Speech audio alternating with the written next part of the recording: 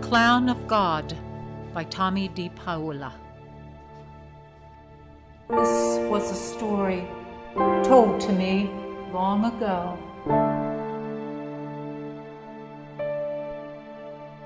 Many, many years ago in Sorrento, there lived a small boy named Giovanni who had no mother and no father.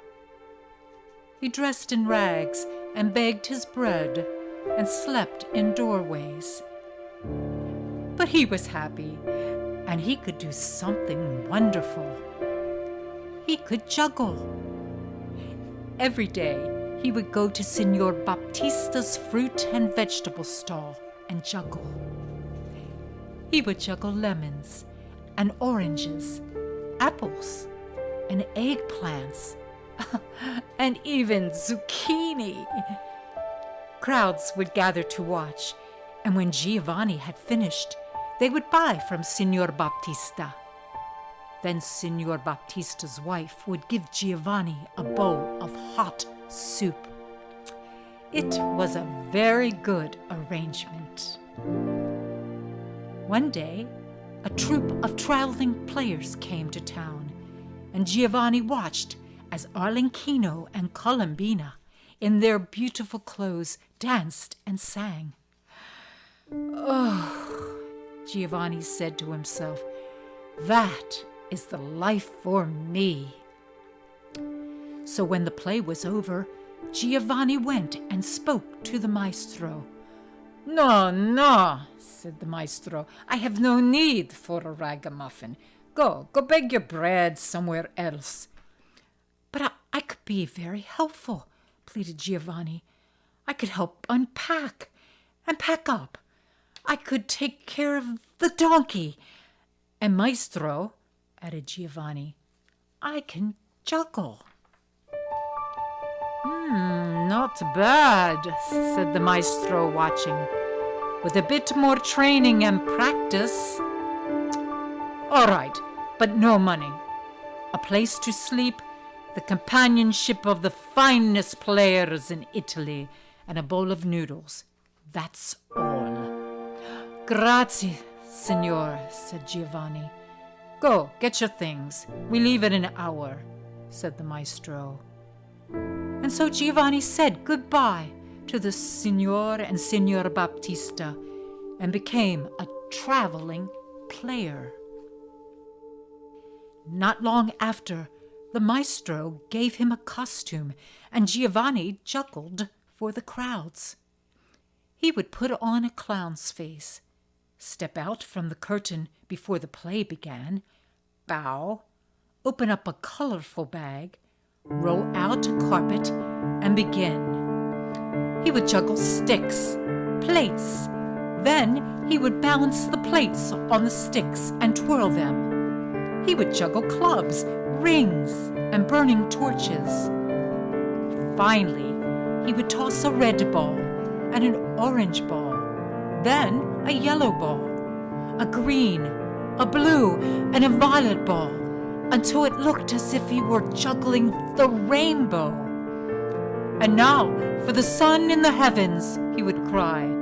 Still juggling, he would pick up a shining golden ball and toss it higher and higher, faster and faster. And how the crowds would cheer!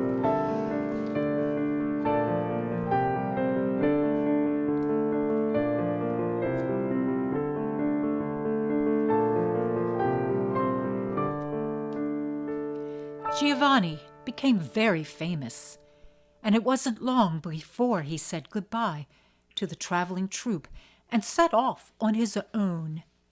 Up and down Italy he traveled, and although his costume became more beautiful, he always kept the face of a clown. Once he juggled for a duke, once for a prince, and it was always the same. First the sticks, then plates, then the clubs, rings, and burning torches. Finally, the rainbow of colored balls. "And now for the sun in the heavens," he would shout. and the golden ball would fly higher and higher, and the crowds would laugh and clap and cheer.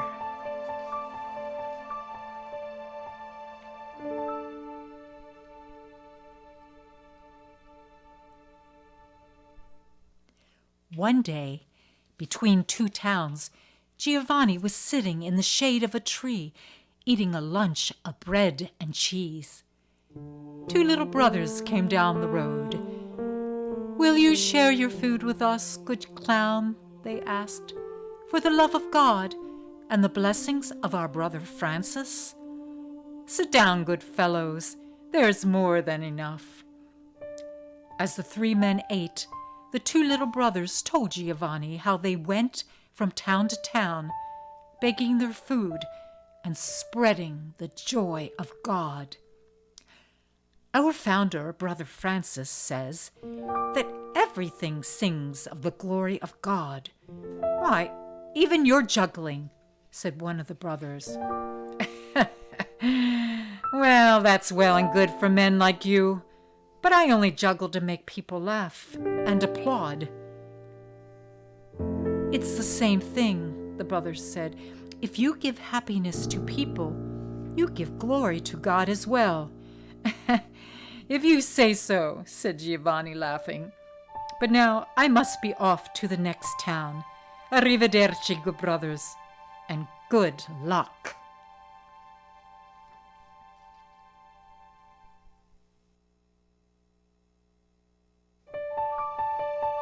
And wherever Giovanni went, the air was filled with his flying sticks and plates, his clubs and rings and torches, and always his rainbow of balls and the sun in the heavens. And wherever Giovanni went, the faces of the crowds would be all smiles, and the sound of laughter and cheers would ring through the towns.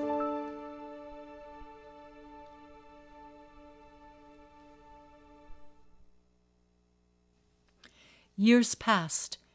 Giovanni grew old, and times became hard. People no longer stopped to watch. "It's only the old clown. He juggles things. We've all seen him before," they said. Giovanni was sad, but still he juggled, until one day he dropped the sun in the heavens, and the rainbow of balls came crashing down, and the crowd stood around him and laughed, but not from joy. Then they did a terrible thing. They threw vegetables and stones at Giovanni so that he had to run for his life.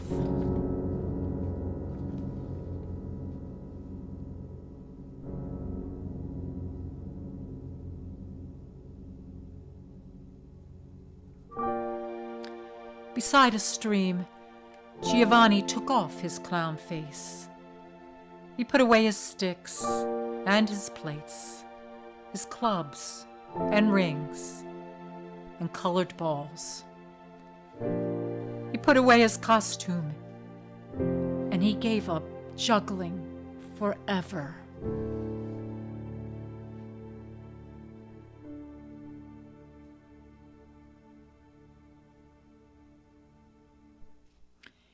What little money he had soon was gone, and his clothes became rags, and he begged his bread and slept in doorways, as he had done as a child. "It's time to go home," the old man said wearily, and he headed back to Sorrento.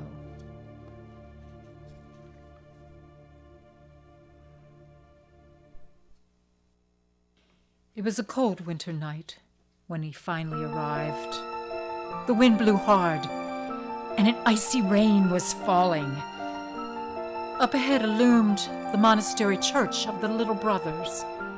The windows were in darkness. Wet and cold, old Giovanni crept inside and fell in a heap in a corner. Soon he was asleep. music that woke him up. The church was blazing with candlelight and filled with people singing, "Gloria, Gloria!" Giovanni could scarcely believe his eyes. Oh, so much beauty. A long procession of brothers, priests, sisters, and townspeople, all carrying beautiful gifts, was winding its way through the church. They placed their gifts in front of a statue of a lady and her child. "What is all this?" asked old Giovanni of someone standing near. "Why, old man, it's the birthday of the Holy Child. It's the procession of the gifts."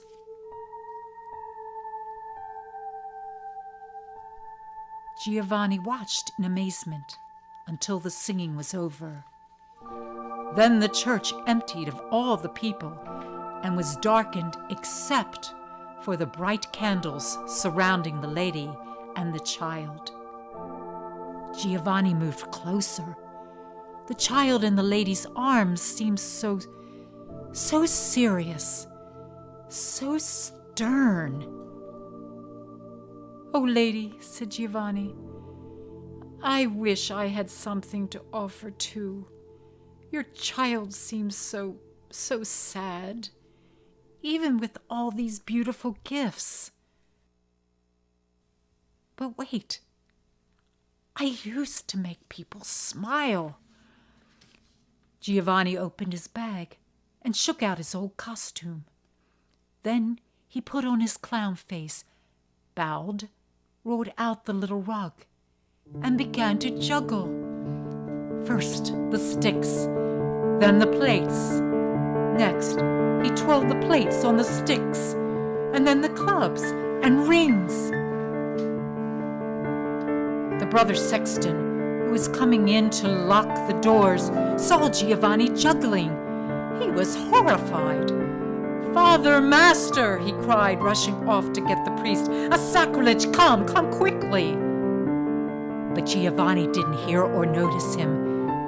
"And now," said Giovanni, smiling at the face of the child, "first the red ball, then the orange, next the yellow and the green, blue and violet. Around and up they went until they looked like a rainbow. And finally," cried Giovanni, "the sun in the heavens." The gold ball flew up and around and around, higher and higher. Giovanni had never juggled so well in his life. Higher and higher and faster. A blaze of color filled the air. It was magnificent. Oh, Giovanni's heart was pounding. "For you, sweet child, for you," he cried. Then suddenly, his old heart stopped, and Giovanni fell dead to the floor.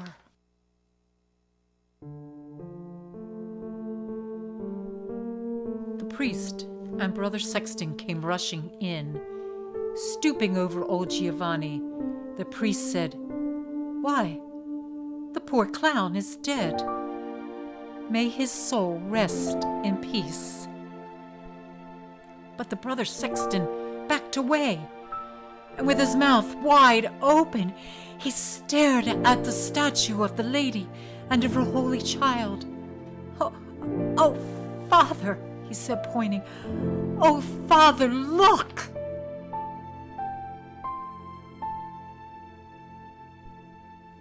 The child was smiling, and in his hand he held the golden ball.